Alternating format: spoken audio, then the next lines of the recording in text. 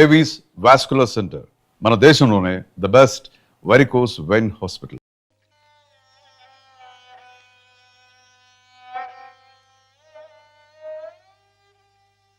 ఇక నాన్నగారి పుస్తకాల సంగతి మర్చిపో మాధవ.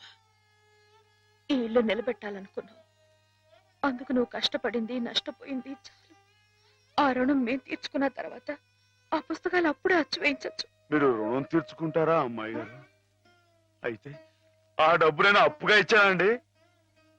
ఆ మాత్రం డబ్బుకే మీరు రుణం అనుకుంటే అయ్యా అమ్మా ఏ దిక్కులేని నన్ను చిన్నప్పటి నుంచి అయ్యగారు సాకారే, మరి ఆయనకి ఎంత రుణపడి ఉంటానండి? అయ్యగారు లేదు కదా అని మీ ఇష్టం మాట్లాడితే పాస్ అయిపోద్ది అనుకోమాకండి. అది కాదు మాధవ, నా ఉద్దేశం అది కాదు.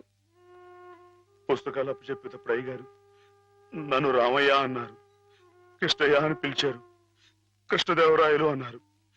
నేను నిజంగా అంత గొప్ప అని కాకపోయినా కనీసం వాళ్ళ మంచితనంలో కొంతని చూపించుకునేవండి. నీకు మించిన బరువును మోస్తున్నావనే కానీ మరేం లేదు మాధవ. నీ ఇష్టం. నాన్నగారిని చనిపోకుండా బ్రతికిస్తానంటే మాకు మాత్రం సంతోషం కాదా? మనం ఎవరూ కాదని ఆయన బతికించేది. ఆయన రాసిన ప్రతి అక్షరంలో ఉన్న ప్రాణం, ప్రతి పదంలో ఉన్న భావం.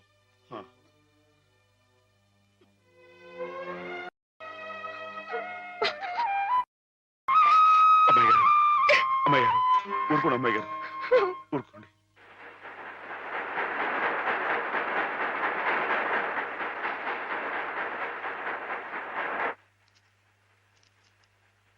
వీటన్నిటినీ మీరు చెప్పిన విధంగా ఇలా క్యాలికో బైండ్ తో అచ్చువేయాలంటే దాదాపు ₹1,00,000 అవుతుంది. లక్ష ఏంటండి, కొంచెం ఎక్కువైనా గానీ ఘనంగా అందంగా అచ్చవ్వాలండి.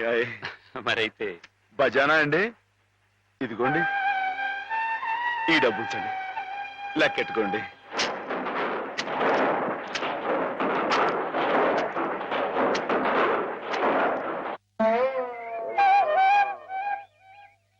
మాధవన్న బాబు గారు పుస్తకాలు అచ్చు వేయిస్తున్నాడు కదా, ఆ పుస్తకాల మీద బోలు డబ్బు వస్తుంది కదా. మళ్ళీ మీ అమ్మని, పిన్నుల్ని, అత్తయ్యల్ని అందరినీ కొని తీసుకొస్తాడు కదా.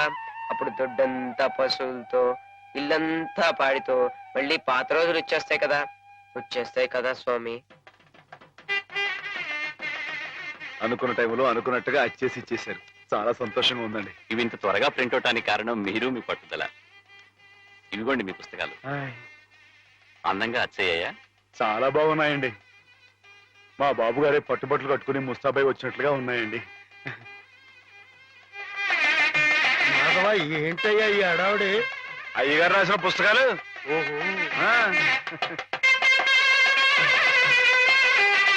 ఓహో, ఆగండి. ఇదేంటి పిచ్చాసుపత్రి బండి ఉందండి ఇక్కడ?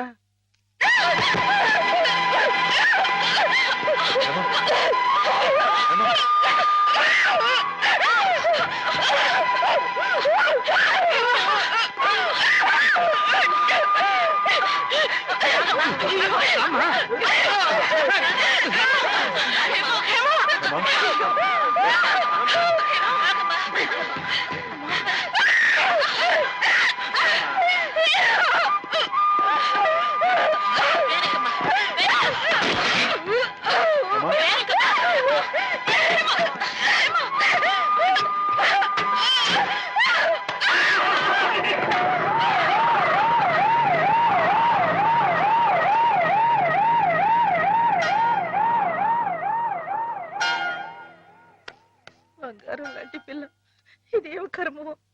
ఏంటండి ఇది? ఇప్పుడు నేను చూసింది అమ్మాయి గారేనా? ఏమే మాధవ, ఏ జన్మలో మేమెవరో ఏం పాపం చేశాము, అది శాపమై పిల్లగా చుట్టుకుంది. అసలు ఏం జరిగిందండి?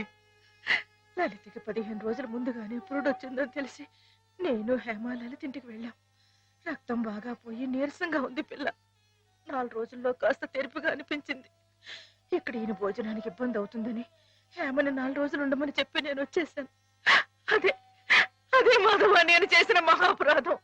అవునమ్మగారు, మీరు ఆ 4 రోజులు అక్కడ ఉండింటే ఇలా జరగకపోను. హేమమ్మగారు కనిపెట్టలేదు కానీ ఆ దుర్మార్గుడి కళ్ళల్లో ఉన్న పాపపు చూపు నేను ముందే పసిగట్టాను.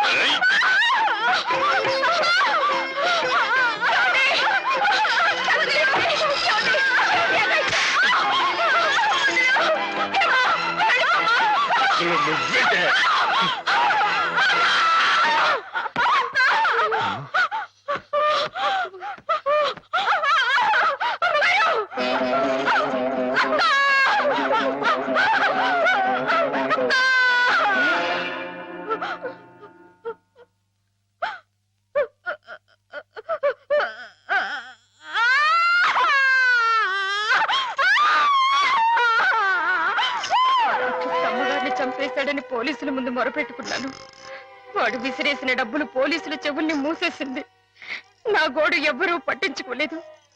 డబ్బులు విరజిమ్మి వాడు అమ్మాయి గారు కాలు జారి పడి చచ్చిపోయారని చెప్పి నమ్మించి తన మీదకి ఏ కేసు రాకుండా చేసుకున్నాడు.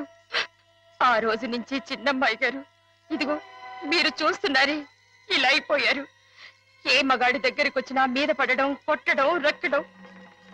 అమ్మ తల్లిలా ఉండే చిన్నమ్మాయి గారు ఇలా అయిపోవడానికి కారకుడైన ఆ దౌర్భాగ్యుడు పురుగులు పడి చూస్తాడు. Ladies and gentlemen, gods couple game ప్రారంభం చేస్తున్నాం. లైట్స్ ఆఫ్ అవుతాయి. లేడీస్ అందరూ ఇటుపక్క, జెంట్స్ అందరూ అటుపక్క. Ladies this side please, gents that side. Lights off. పడి చూస్తాడు. ఎవరు ఏ మర్చిపోయావా? గుర్తుప్పిస్తాను ఉండరా.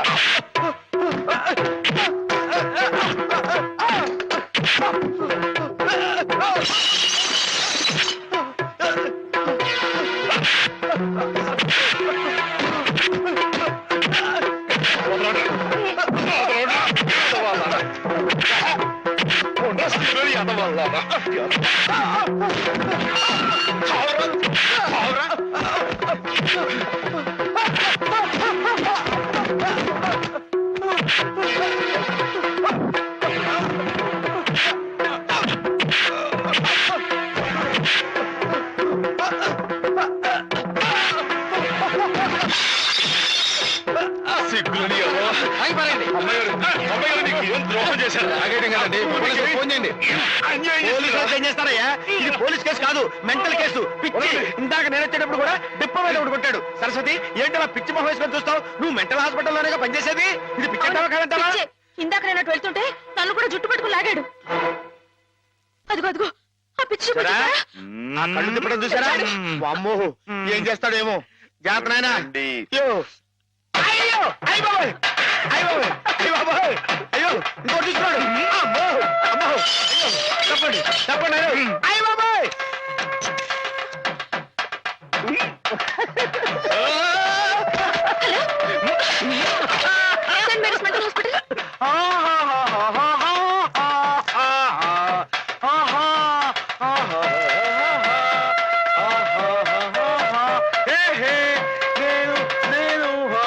ఎగురుతున్నా.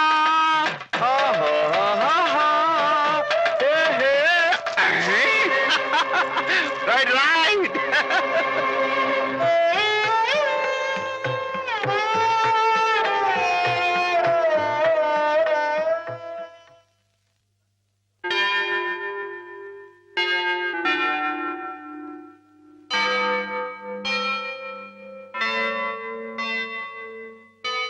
ఓకే.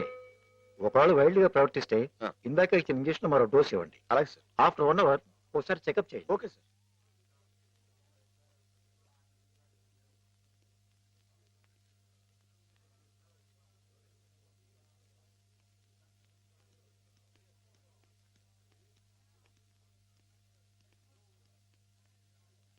మాధవ, మాధవ, నీకోసం శ్రీపతి గారు వచ్చారు.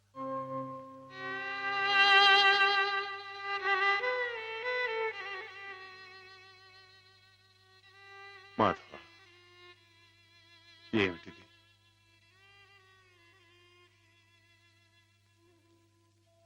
ఏ జన్మ పాపం, ఏ దురదృష్టం హేమ రాకూడని చోటికి చేరుకుంది.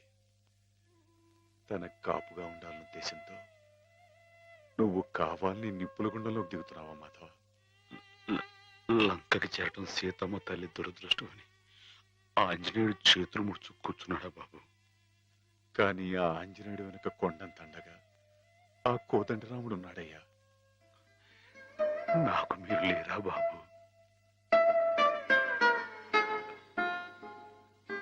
ఎవరికెవరు ఈ లోకంలో ఎవరికి ఎరుక, ఏ దారిటు పోతుందో ఎవరిని అడగక, ఎవరికెవరు ఈ లోకంలో ఎవరికి ఎరుక. పేగలి చొక్క వెలగాం వెలగాం పచ్చగా ఉండరా వెలగాం వెలగాం ఏం మాధవా? పచ్చగా ఉండమన్నా